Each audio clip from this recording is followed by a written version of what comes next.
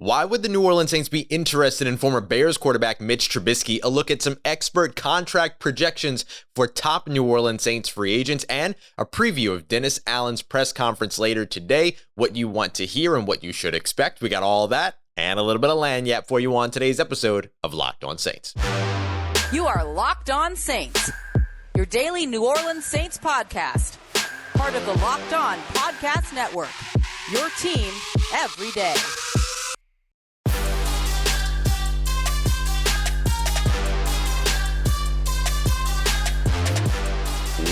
What is good, Who Dat Nation and Who Dat family? Welcome into this Wednesday episode of Locked On Saints, your daily podcast covering the New Orleans Saints, part of the Locked On Podcast Network, your team every day. Thanks as always for making Locked On Saints your first listen of the day every day. And don't forget that we are free and available on all platforms, including on YouTube as well. I'm your host, Ross Jackson, at Ross Jackson Nola on Twitter, USA Today's Saints Wire, Locked On NFL, and here with you every single Monday through Friday on Locked On Saints, coming at you from Indianapolis here for the NFL Combine. Dennis Allen will speak to media later on today. But before we preview his presser, let's talk about some of the big news coming out of Indianapolis already. Several teams being connected to or having some interest in Mitch Trubisky, and one of the teams named in that very large group of NFL teams, one reporter saying that it was up to 22 teams or clubs they had heard talking about Trubisky, was the New Orleans Saints.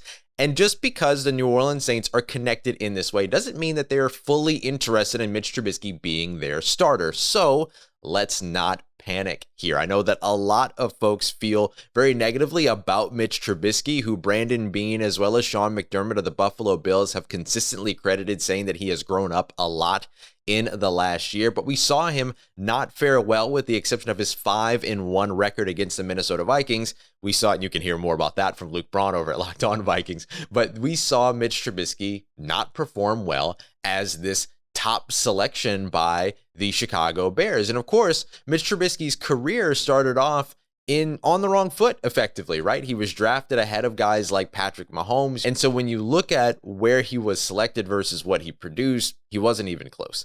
And so I understand that. And I think that the Saints moving forward with Mitch Trubisky as a starting quarterback option is a bad choice, right? We know who Mitch Trubisky is. We've seen what Mitch Trubisky does. At this point, you look at Mitch Trubisky and you say, hey, buddy, are you interested in trying out for any other positions, right? Would you be able to be a Taysom Hill type, somebody that can catch some passes, right? So I don't know that the New Orleans Saints being connected to Mitch Trubisky should cause much panic, because obviously the Saints are going to look at every single option, good and bad, right? Better or worse. It doesn't matter. For the New Orleans Saints, they have to leave no stone unturned. And when I say that, and I've said it a bunch here on the show, but when I say that, I mean no stone. You have to look into guys like Jimmy Garoppolo. You have to look into guys like Mitch Trubisky. They might not be the most popular names. They might not be the names that fans want you to go for, but you have to be aware and ready for any circumstance, any situation, any scenario, because you can't guarantee that your number one thing is going to happen. And one of the things that I've advocated for over and over and over again when it comes to the New Orleans Saints is don't put all your eggs in one basket, especially at this position. Right? You can't rely on one thing possibly going well to just go well. You have to have other options. And the New Orleans Saints will do a good job making sure that they have other options. They'll make sure that they look into players that become available that have big names, but they should also be looking into guys like Derek Carr. They should also be looking into guys like Tyler Huntley, like Jimmy Garoppolo. They should also be checking in on guys like Teddy Bridgewater, as well as, of course, working with still my first priority for the Saints at quarterback is reuniting with Jameis Winston if his rehabilitation continues to go well. And we saw some new workout videos from him actually on field and throwing. Great to see that. So for the Saints, they should be looking at every single one of these options. And of course, not forgetting the guys that are in the building. Taysom Hill, Ian Book. I mean, Blake Bortles is there, but we know Blake Bortles is really that sort of like veteran backup clipboard guy option, right? That's who he is. But they should be looking at and making sure that they understand every single option that is available to them. It would be irresponsible for them to do anything other than that. And any good run team like the New Orleans Saints are going to do exactly that. So don't get in a panic because you hear that the New Orleans Saints name being connected to Mitch Trubisky. There were about 21 other teams that had been talking about it. I heard some chatter about other teams that were talking about Mitch Trubisky, the Steelers, the Washington football team in particular, hearing a bunch of stuff just walking through lobbies.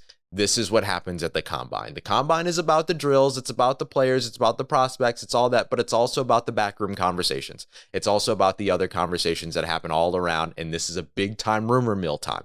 So don't get too involved or don't get too sucked in to these types of rumors. Wait to hear what you hear from the local folks that are hearing things that are actually happening within the organization, as opposed to just hearing one of many different teams that are talking about this individual player, perhaps, and things like that. So don't get too overwhelmed about it, but kudos to the New Orleans Saints for looking at every single option at the most important position on the field. Coming up next, we're going to talk a little bit more about the most important position on the field. What do experts believe that contract projections for 4 of the Saints' top free agents look like? We have a piece coming out over at Saints Wire, but we're going to talk about it exclusively as well here on Locked On Saints. We're going to talk about Terron Armstead, Jameis Winston, Marcus Williams, Deonte Harty. What will the New Orleans Saints have to do to try to keep each of them in New Orleans, or at least some of them in New Orleans? And should they do it? We'll talk about that and more as we continue on with today's episode of Locked On Saints. But first, I want to tell you about our friends over at betonline.net, the #1 place for all of your sports betting needs. Yes, football is over, but there's still a bunch of football-related topics that you can bet on. Where is Russell Wilson headed, if not the Seattle Seahawks? You can bet on Combine. Are you going to have certain guys jumping? What's going to be the highest 40? There's an over-under there. Or the fastest 40, over-under there. Highest vertical over-under there. You can bet on everything going on across the combine, including whether or not certain prospects will jump certain heights or run certain speeds. So go and check it out over at betonline.net. Football is not really what you're looking for right now. There's also college and pro hoops. There's hockey. There's hopefully I guess there was going to be the MLB. We'll see what happens with all of them now. Certainly something to check out today's episode of Locked On MLB to hear more about. But you can also check out UFC, boxing, hockey, MMA, whole bunch of stuff for you over at betonline.net, your #1 space for all of your sports news, analysis, and podcasts as well. And of course, our exclusive online betting partners here at the Locked On Podcast Network, betonline.net, where the game starts. All right, family, continuing on with today's episode of Locked On Saints. Thanks, as always, for making us your first listen of the day every day. Don't forget to go and check out Locked On NFL, all the local experts on the biggest stories in less than 30 minutes. You find wherever you get your podcast, including, of course, on YouTube as well. So I want to talk about 4 potential contracts for the New Orleans Saints for some of their top free agents. This is just based upon who I was able to find contract projections for. For instance, wasn't able to find one for Quan Alexander, so he's not going to be a part of this, but we know that the Saints should be working to keep Quan Alexander around. We talked to Demario Davis about it. He told us he wants the Saints to keep Demario Davis around, all of that. But we were able to get projections for Jameis Winston, Terron Armstead, Deonte Harty, as well as, of course, Marcus Williams. So let's dive into those. And we'll start off with the most important position, right? This is exactly what it was that Dennis Allen said would be the most important decision that you can make this offseason is going to be around quarterback. That they're going to go through. They want to find a leader. They want to find this guy, all of that other stuff. But you're also going to have to find a guy that you can afford and continue to build around as well. So that's one of the reasons why Jameis Winston continues to be a top priority when it comes to trying to guess the New Orleans Saints' next starting quarterback. So let's take a look at his contract projections from a couple of different outlets and figure out whether or not that's something that the New Orleans Saints should be willing to spend. And the good news for the New Orleans Saints is that projections out there aren't projecting too much for Jameis Winston. And this is something we've been talking about on the show for quite a while. He's coming off of an ACL tear. He's rehabbing well. He's rehabbing spectacularly, actually. He looks really good. But it's hard. It's hard to come off of an ACL tear, a season-ending injury as a quarterback and say, okay, give me a 5-year deal. It's not going to happen, usually. And so instead, you're going to end up in a situation here to where Jameis Winston, who didn't play at all or didn't play much at all in 2020, only appeared in 7 games in 2021 and then had the ACL injury, is probably going to get a 1-year prove-it deal somewhere with some escalators, some incentives, things like that, and then a potential extension from there. Or he ends up getting a short-term deal, 2 or 3 years, that could potentially turn into longer. So both CBS Sports and Pro Football Focus have Jameis Winston's projected deal as a 1-year deal. CBS Sports has him at 1 year, $5 million up to $10 million with incentives. Pro Football Focus gives him a little bit more, $7 million up to $12 million in incentives. So on average, you're looking at a 1 year, $6 million deal that could make its way up to $11 million. And I think if you're the New Orleans Saints, that's music to your ears, right? If that's what the actual market should, remember, these are just projections from media outlets, right? What the market actually is based upon what other teams are willing to offer. And so if this ends up being the deal, right? If teams out there are afraid to give Jameis Winston more than a 1-year deal, then the Saints could easily win this bidding war at this quarterback spot by giving him a 2 or 3 year deal, or a 2-year deal, or a 3-year deal with an out after 2, with non-guaranteed money after 2, for instance. So they could end up winning with actually the length of the contract as opposed to the expense of the contract in terms of having to bid all the way up to a $15 million a year type deal, or a $15 million 1-year deal. So if that's the case, right? If that's the case, and the rest of the league is looking at Jameis Winston, the Steelers, the Tampa Bay Buccaneers potentially, even though Bruce Arians was like, I don't know if I'm the right coach for Jameis based on what happened last time, and the Washington Commanders, who should be interested as well, those teams, maybe even the Indianapolis Colts, those teams, if they're only willing to give him a 1-year deal, that's an easy way for the New Orleans Saints to potentially get a win and bring back a familiar face that knows the system, excelled in the system, and that already knows the vocabulary, and nothing's really going to be, not enough will be changing about the New Orleans Saints offense that would make Jameis Winston uncomfortable. So then it becomes a comfortable destination. It becomes a destination that's willing to maybe give him a longer term deal and maybe be able to throw in some extra money on the back end of it, non-guaranteed to start, but on the back end of it, so that if he stays healthy, he's got a contract basically to grow into. Now, a much larger price tag comes down to Terron Armstead. Terron Armstead will be hitting the free agency market, it looks like, this offseason. We're just less than 2 weeks away from free agency opening up on the 16th.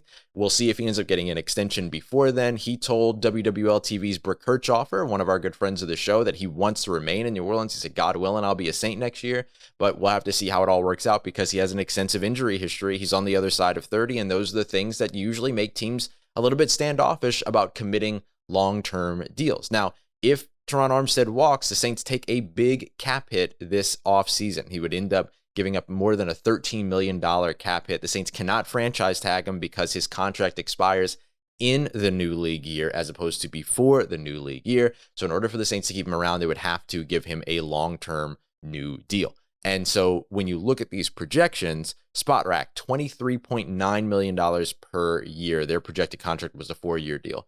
Pro Football Focus, $20 million per year, same length.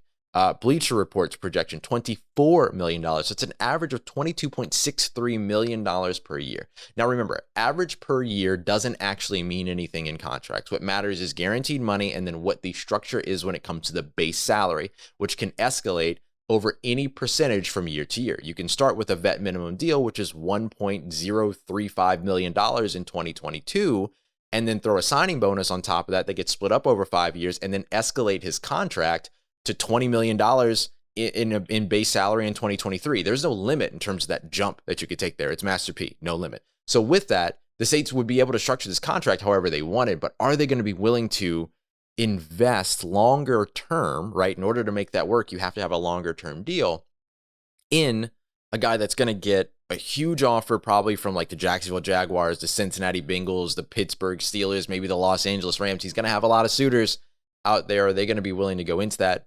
And instead, if they don't do that, what do they do, right? How do they answer at left tackle? Well, you move Ryan Ramczyk to left tackle, and then you have James Hurst that can start there, and then you draft a tackle in the first or second round or early on in the draft, right? Day 1 or day 2. And I'm not mad at them if they do that, right? If they go that route. Now, again, it would be good for them to keep Terron Armstead because of the short-term savings of not having that big dead cap hit show up this season. But if you can't, you can't. And you have a backup plan. You have a way to be able to get out from under that. All right, let's look next at probably the second most important player for the New Orleans Saints in this conversation, safety Marcus Williams. SpotRack has him projected at $15 million per year. Pro Football Focus has him projected at just over $16 million per year. So you're basically looking at $15.5 million being the average between those two. And remember, the New Orleans Saints could franchise tag him again. $10.6 million last year, up 120%. So that puts it at basically $13 million going into this year. That is doable for the New Orleans Saints. They could create that space. They can create that and be able to just give him a second franchise tag. But I think they'd like to get a long-term deal done. They could also do one and then the other, right? They could franchise tag him and then they could work to get a long-term deal done just like they did last year. but hopefully actually get that long-term deal finished. This would be a situation to where you would start off with a low base salary and a high signing bonus and then build up the base salary over years once you start getting into non-guaranteed money and all of that. But I think you're going to have to guarantee quite a bit of Marcus Williams' deal here if you're going to be competing with some of these other offers or even competing with the idea of some of those other offers. So you could franchise tag him, take the big $13 million cap hit for now, and then try to extend him after that, get him into a long-term deal. But it would be ideal if you could just get him into the long-term deal first. But in order for them to do that, I think you're going to have to give a higher guaranteed money percentage than other teams might be willing to. That's where I think that the Saints have to win when it comes to keeping Marcus Williams in the fray. And I think you absolutely want to, right? Dennis Allen being elevated from defensive coordinator to head coach, he understands how important Marcus Williams is to the defense. I think you're going to want Marcus Williams back in New Orleans, and I think the Saints should do everything that they can to keep him in the facility. And finally, I want to talk a little bit about Deonte Harty, formerly Deonte Harris. There was only one projection out there for him, and at SpotRack, $9.8 million per year on a multi-year deal was their projection. That would be phenomenal for Deonte Harty. I think that he deserves that. He is somebody that 2019 was a Pro Bowler, rookie, all-pro, and then has seen as a returner, but then has seen his role grow and grow and grow more and more and more going into the 2021 season. The 3 games that he missed, weeks 14, 15, and 16, the Saints didn't get over 151 passing yards. He led the team in receiving yards throughout most of it, also added 3 touchdowns, 570 receiving yards. Saints didn't have a ton of passing yards in 2021, but even despite that, he was the most dynamic and the most reliable wide receiver that you had on the field until Marquez Callaway started to catch on a little bit later on throughout the year. So for me, keeping Deonte Harty is a must for the New Orleans Saints this offseason. They brought back a different guy, an exclusive rights free agent in Albert Huggins just yesterday. I think that, keeping Deonte Harty is a big one. And the reason why I compare the two is because Deonte Harty, who had 15.8 yards per catch last year, by the way, is somebody that would be a restricted free agent going into 2022. So what the Saints could do is tender him first and then use the time on the tender to be able to work out a longer term deal with him. They could tender him as a first round tender, meaning that any other team could still make an offer to him. But if they signed him away and the Saints didn't match their offer, the Saints would get a first round pick in return. No team is gonna do that. So you protect yourself by signing him to a first year or a round 1 tender, which is going to be around $2 to $3 million. And then you, instead of living on that tender in 2022, you work to extend him just like the Saints did with Taysom Hill back in 2020. So they could go a similar route with Marcus Williams and Deonte Harty to that same structure. Get them on the tag, get them on the number, get them on the books, and then work on their contracts. So those are 4 of the New Orleans Saints top free agents and their projected contracts from various outlets and what it could mean for the New Orleans Saints. Coming up next, we're going to dive into Dennis Allen's press conference. We're going to hopefully hear about some of these players as well as some of the NFL Combine players, but let's talk about what we want to hear and what you should expect to hear in this press conference. Dennis Allen going to be talking to media here later on today. So we'll get to that here in just a sec as we wrap up today's episode of Locked On Saints. But before we get to that, I want to tell you about Built Bar, the best tasting protein bars on the market. Somebody asked me the other day, it was like, Ross, what are these protein bars you talk about all the time? I want to get some. Well, the best place to get them is at Built.com. They are Built Bars, the protein bar that tastes like a candy bar, but you have to check out the macro chart. The macro chart is absolutely incredible because you're talking about 4 or 5 grams of sugar, 4 grams of net carbs, 17 grams of protein, and you're talking about everything that this bar has to offer without all the calories, only 130 calories. Now compare that to an actual candy bar, which has like 240 calories, 30 grams of sugar, dozens of net carbs. You don't have to worry about all of that with Built Bar. And have you heard about the Built Puffs yet? Because puffs are flavor as well as protein infused marshmallows. That's what I'm looking for. Infused marshmallows. Somehow they got protein in marshmallows. I don't know how they did it, but they did it. And then they covered them in 100% chocolate. So they are absolutely outstanding if you like a marshmallowy treat. If you like your standard protein bars like mint brownie, coconut almond, peanut butter brownie, you can go and check all those out. As well as, of course, limited edition flavors like white chocolate cookies and cream, which might be my favorite flavor right now. So go and check them out. Find out what your favorite flavor is over at Built.com. And don't forget to use the promo code LOCKED15, LOCKED15, so you can get 15% off at Built.com. That's 15% off with the promo code LOCKED15 at Built.com.